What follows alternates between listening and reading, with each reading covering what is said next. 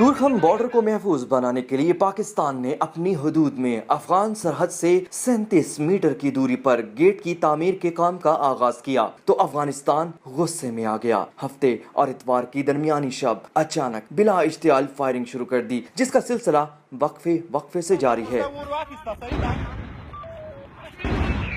जबकि पाकिस्तानी फोर्सेस की जानिब से भी भरपूर जवाब दिया जा रहा है।